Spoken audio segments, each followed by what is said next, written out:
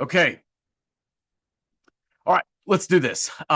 Today we are going to talk about cause and effect, particularly as it relates to certain systems. Okay. And I'll get a little bit more into that in just a moment. But on the surface, you might say, well, isn't it pretty easy to think in terms of cause and effect or to understand cause and effect relationships or to identify the relationship between a specific cause and its associated effect? And I would say, no, no, it's not always that easy. And there are plenty of examples that we can show that are happening around our country or around the world right now where people have trouble understanding the relationship between cause and effect because sometimes it is not necessarily obvious, and if you're talking about a system that happens to be particularly complex, and we'll talk a little bit more about that in just a moment, then yes, it may be difficult to understand the relationship between specific causes and their corresponding effects. Now, when we were all kids and we were coming up through school, we learned to think first in terms of the cause. Well, why? Well, maybe for no other reason, we tend to think of the cause preceding the effect in time. So that's maybe why when we were little kids, we would think first about the cause and then the effect it produces. But in the real world, I think a lot of times it kind of comes the other way around. So here's what happens. A lot of times we think about the effect first, or the effect is first in our mind. That doesn't necessarily mean that the effect preceded the cause in time. That's not what I'm saying. But a lot of times we begin with the effect in mind. We observe the effect, and then we want to look backwards to try and identify the cause that produced it. Or perhaps we think of an effect that we don't want to have happen, and then we think about the cause that would produce this effect that we don't want, and then we look for ways to then avoid that cause so we never produce that effect that we don't want. That could happen as well, right? And clearly people do this type of analysis if they work in any organization or if they own a business or whatever. Or I guess in your personal relationships you could think about cause and effect and certain behaviors and effects that you either want to produce or not produce in your relationship, right? Okay. So here's where it gets tricky. So let's say that we have a cause and the cause produces an immediate effect. This immediate effect then elicits other subsequent effects, and perhaps those effects then yield other follow-on effects. A lot of times we can call this second and third order effects. So you have your immediate effects that are more proximal to the cause, and then those effects can yield other follow-on effects that can continue cascading onward. All right, so let me think. So Bob has a stressful job. Bob is a stress eater. Bob gains weight. Bob's girlfriend dumps him. Bob quits his job. Bob loses weight. Okay. So if we start at the end of that chain, all right, Bob loses weight. Well, what caused him to lose weight? Well, he quit this stressful job. Okay, well, what caused him? Is there another cause that precedes that? Yeah, he quit the job, which caused him to lose the weight, but he quit the job because his girlfriend dumped him. Well, what caused his girlfriend to dump him? Well, he had gained weight. Well, what caused him to gain weight? Well, he would eat because he was under a lot of stress. Well, what caused that? Well, it's a stressful job. So you keep going backwards in the chain and you try and find another preceding cause. So when you look at your end effect or the effect that you're observing, there could be a whole chain of causes that led to it. Now, there's some terminology that we use for this. So the cause that is closest to the effect is called the proximal cause.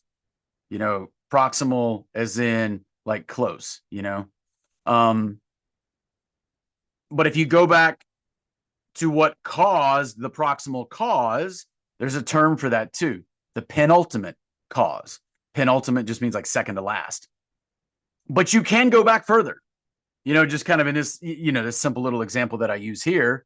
I mentioned a whole series, a whole line of causes. But if you go back far enough, you could get to the root cause, right? And there are people who think in these terms all the time. And, if you work for like I said, you work for a business or a large organization, you might even do this as part of your job. I mean, there are people who draw out they will try and map out causal networks. And there are certain tools that people use to do just that. Or they may, there are certain methodologies used to perform root cause analysis. And of course, we could think of why this would be important. Well, why would it be important? Because if there is an effect that you want to replicate in your business, hey, whatever happened last month, our sales were much higher than normal. That's an effect. Well, what caused that effect? Can we identify it? And if it was a series of causes that maybe work together in concert to produce this effect, can we replicate those? But in order to replicate those, to continue to produce the same effect, we have to properly identify those causes, right? And you don't want to misidentify them, or you don't want to identify one that is too late in the chain, or that's too early in the chain. But then if subsequent things don't happen, then the end effect is different. Okay. If you have a whole chain of causes and also a whole chain of effects, because like I said, there can be immediate effects and then cascading orders of subsequent effects, and the same thing looking backwards at your whole line of causes. So this can get pretty complex pretty quickly. So let's take a moment and let's think about systems. Okay. So a lot of people use this almost as like a buzzword these days, systems or systems thinking in systems, etc. And I do think there's some utility in that, but let's talk about kind of what that is. Let's talk about maybe an associated pitfall that could come from systems thinking, and then maybe even some dangers that we just need to be aware of. Not that systems thinking in and of itself is bad. It's not, but let's talk a little bit about what it is, and then also, what it isn't. So a system could be biological, it could be mechanical, it could be social. Because at the end of the day, a system is just a group of interconnected components that together produce some function or set of functions. So before we move any further, as I was just talking about, a lot has been said about systems. Now, systems thinking can be useful. If you are a car mechanic, a physician, a mechanical engineer, or other variety of engineers, a business owner, a corporate executive, a government employee, a farmer, you're probably thinking in systems. Now, you may not necessarily use that terminology. Maybe you wouldn't necessarily articulate it that way, but you're thinking in systems, or at least you should be. So what is the potential pitfall here that I mentioned? So if you tend to think in systems or in terms of the whole, it could pull attention away from the constituent parts that make up that whole, because thinking in systems tends to focus on the whole. Now, if you're a good systems thinker, you recognize this potential pitfall, and therefore you devote your attention as well to the constituent parts and their relationship to the system as a whole. We could talk more about this if we were going to, go deeper into systems, and we may in future videos, because it is kind of important that we understand how to think in systems and what that means. But also, if you're going to try to approach strategy in any way, you also got to kind of understand systems. So we'll talk more about this at a future date. But I do just want to mention this right now, because if we're going to understand cause and effect, we need to be able to understand cause and effect in systems. So the potential here, the potential pitfall in systems thinking, is to focus too much on the whole to the detriment of thinking about the parts of the whole as well. Now, where this could get particularly dangerous, and it's not necessarily an indictment of systems thinking per se, it's just a note of how people could use systems thinking to then push some harmful ideas. So you could use systems thinking in a sociological type way to prioritize your focus on communities or on the collective, and focus less on rational, independent actors. That's you, that's me, but also our families, at least, compared to much larger collectives. So again, it's not that systems thinking is bad in toto, but this type of thinking could lead one to unintentionally get caught up in the pitfall of neglecting the parts of the system to focus on the whole, or it could be used intentionally to preference the collective over the individual in a social type system, and perhaps be done in ways that are deliberately intended to be harmful to the individual. And not that hard to think back a couple of years ago, think about some of the things that were happening, during the COVID op, in which policies were passed that were detrimental to the individual because they were supposedly meant to protect the collective. Now, is that what was happening? No, but I'm just saying those were the thoughts that were promoted. Those were the ideas that were promoted to get people to think supposedly less about themselves or less about individual actors, and think more about the collective. Okay. So it's just important that we kind of keep that in mind if we're going to talk about thinking in systems, particularly as it relates to social systems like society. Now, there's another thing we got to keep in mind here. Another potential danger. What is complexity in a system? So when we talk about a complex system or complexity within a system, it just means that it's difficult to understand the relationship between the components of the system and their and their interactions with each other in a way that makes it possible for the system's behavior to be predicted. So let me just say that again.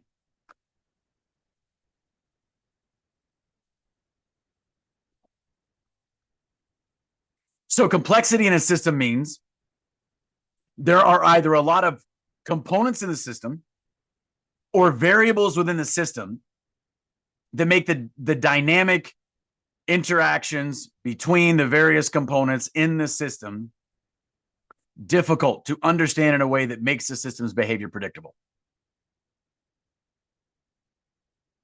So, all the variables that go into weather or social phenomena, Okay.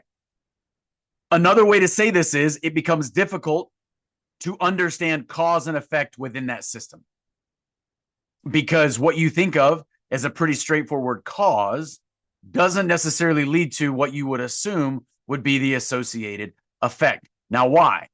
Either because it's just difficult to perceive the effects relationship to the cause that supposedly should produce it, or because there are so many causes that are happening at the same time, or because when two components interact with each other, something changes about the way that they would produce a cause. We could talk about synergy here or whatever. But also, as effects are being produced within this complex system, those effects may almost immediately be yielding other effects. Because remember, a certain incident or whatever can both be an effect and a cause of later effects at the same time. So this is why complex adaptive systems can become so difficult to understand. The dynamics within the system can be difficult to predict. But here's the trick with complexity. We don't want to use complexity as an excuse to not understand a system, or to not try to understand a system. And if you work in some organizations where you deal with this, then you may have even pretty sophisticated modeling to try and capture as many of these variables within the system as you can to give you as much predictive quality as possible. But let's think about this another way. We can't allow someone else to use complexity as a mask to cover their actions or intentions within this system, particularly a social system. So in theory, if you understand the components of a system and their interactions, then you can understand the behavior within the system, and therefore could predict future behavior within the system with some reasonable degree of accuracy. Now, depending on the complexity of the system, you may require a ton of data, and you may constantly have to update that data, and you may have very sophisticated algorithms or modeling to be able to do this, right? But in theory, you could do it. But let's think about this back in terms of cause and effect. So if you understand the chain of cause and effect within even this complex system, then in theory, you could predict the behavior. But what if someone else understands that system better than you or me? Or what if they have programmed a certain model that is highly predictive relative to the system? Or what if they even have the ability to manipulate certain variables within the system? What if the engineers of the system understand it well enough to know that if they introduce a certain stimulus into the system, it will elicit a certain response? Now, again, think about that social system as our society. So I'm gonna kind of say that again, right? So think about all the complexities within the social system that is our society. All right. And think about all the people, all the analysts, that try and predict what's going to happen, whether they're political analysts or whether they are, strategists, maybe because they have a business, maybe because they work in the intelligence world, maybe because they're, a news reporter or whatever, an investor. And now think about, what if there are others who understand the system better because they've helped to design it or set the parameters of the system, or they have the data that they put into these massive models that allows them to see exactly what's happening within the system and be able to predict what will happen in the future. Maybe they can even manipulate some of these variables. And maybe they know that if they introduce a certain stimulus into the system, they know that it will elicit a certain response. Or in other words, they know that if a certain event occurs, that the public reaction will be X and not Y. So let's go back for a moment to cause and effect. Now, causes may be organic or inorganic. Either way, it's a cause. One isn't more of a cause than the other. It's just that we need to understand that all causes within our system need not be organic. There could be inorganic causes. There could be causes that are engineered or that are manipulated or that are made to occur. I hope I'm making myself clear here. In social systems like our society, or subsystems within the system that is our society, we must understand that if there are actors within the system that can manipulate these variables, it may not always be obvious that these causes were inorganic, that they were engineered, that they were made to happen. Now, I think a lot of times they're very obvious to those who have eyes to see, so to speak. But they could be masked behind these layers of complexity. or because there is a causal chain and there are so many different causes in that chain that some of the earlier causes, you get closer to the root cause, may have been engineered. The root cause itself may have been engineered. But as subsequent causes closer to the effect that we observe now have occurred, it may be harder to see that the root cause or other early causes were manipulated all along. So yes, layers of complexity, real or imagined, can also obscure the origins of these causes. Now, when I say imagined, what I mean is, complexity is a real phenomenon, but let's not allow ourselves to use it as an excuse or to say, sometimes you just can't predict what the people are going to do. You know, I'm not saying you always can, but let's not use complexity as a convenient excuse, because a lot of times those who are engineering these events, they know that. They know what's going to happen. They know they can manipulate these variables and produce these outcomes over here. So there are many things happening right now in our country or across the world. And people, they focus on the effect and they say, I don't like that. I don't like that effect. And then if they do any causal analysis at all, and many won't, but if they do any causal analysis at all at what produced this effect they don't like, it will be extremely superficial. Their causal analysis will be extremely superficial. They identify an effect. I don't like this. If they look for a cause at all, maybe they'll identify a proximal cause.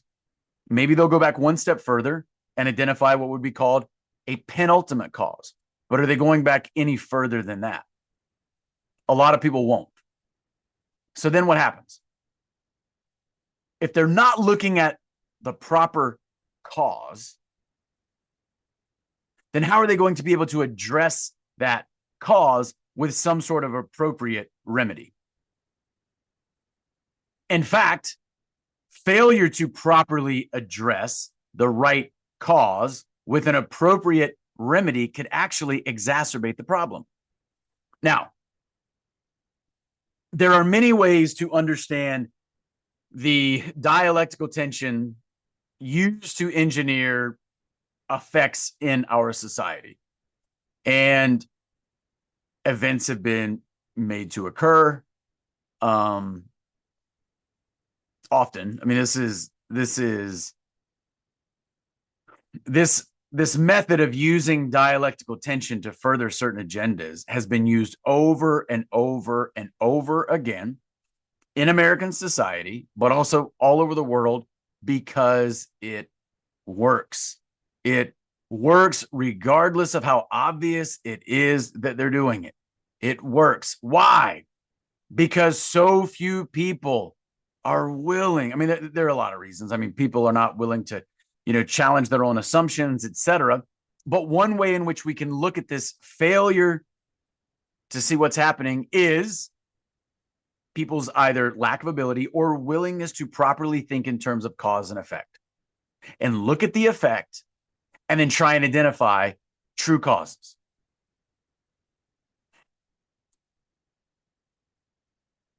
Okay, so what happens? Events can be created, manufactured, made to occur, that then cause the people to divide into certain camps. And then these camps become completely oppositional to one another. And because of the tension between these two camps of people, it could be more than two camps, but typically two, right? I mean, dialectical kind of implies two. But because of the opposition that occurs between these differing camps, that tension is what allows the agenda to move forward. All right, now there's another way to think about this. Everyone's heard of the construct of problem, reaction, solution, right? Okay, which is it's an overly simplistic way to think about the use of dialectic, but that doesn't necessarily mean that it's wrong. And for a lot of people, it's a good starting point. Okay, so If I want to produce a particular effect vis-a-vis the public, that's an objective. I have this objective. It's an effect that I want to produce. To achieve that objective effect, I need the people to buy into it for two reasons. One, because then they won't oppose it. But two, if you know anything about a lot of the people who are very influential in the world, consent is very important to them for very occult reasons. All right, that's all I'll say. You need to remember this, because one of the most powerful things that you can do is refuse to give your consent to people who hate you. All right, so anyway, if I want the public to buy into the effect I want to produce, my objective, then I might ask myself, how can I cause this effect? So let's say I create a problem that causes a reaction. The problem is the cause. The reaction in the public is an effect. But that reaction within the public itself is also a cause, because it allows me to then introduce the solution that was my intended objective all along.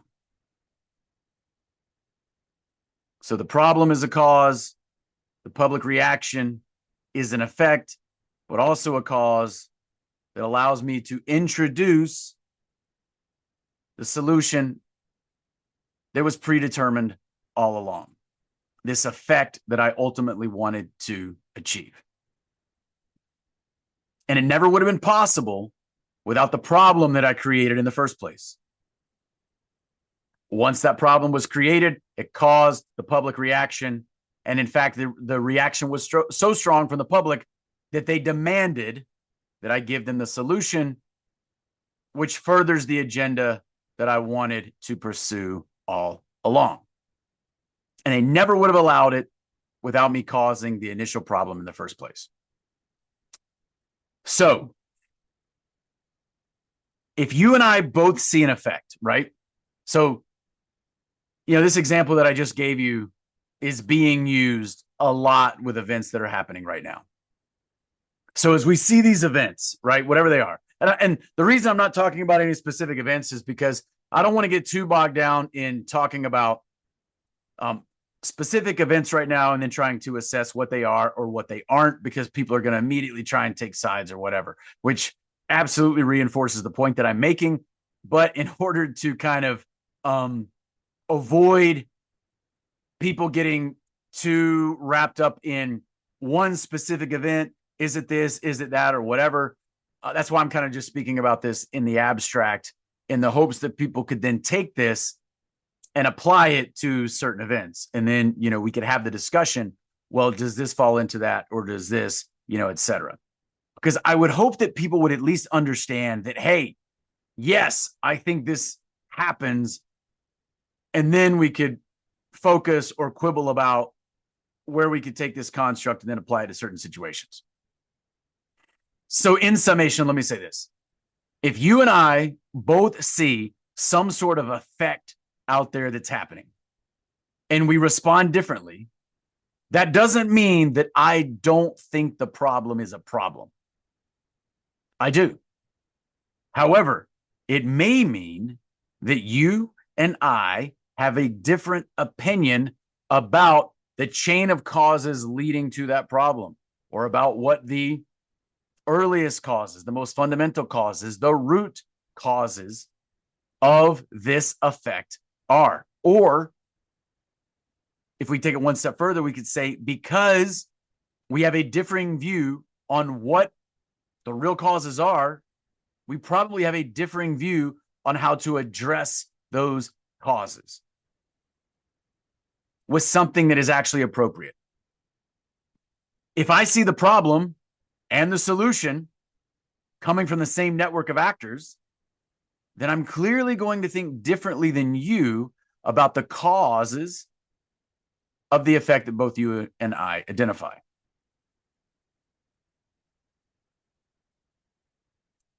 Because this method of dialectical tension has been used over and over with great success, it's important that we understand how it's being employed right now, how it's been employed throughout history, and how it's being employed right now, the way in which it is used to manipulate people within society. And a great step in doing that is understanding the relationship between causes and effects in systems, particularly social systems. So I apologize that this is probably a little bit abstract. I don't know if it made any sense whatsoever. I kind of hope that it did. If it didn't, then I apologize. You guys can let me know down below. Anyway, so I'll see you guys next time.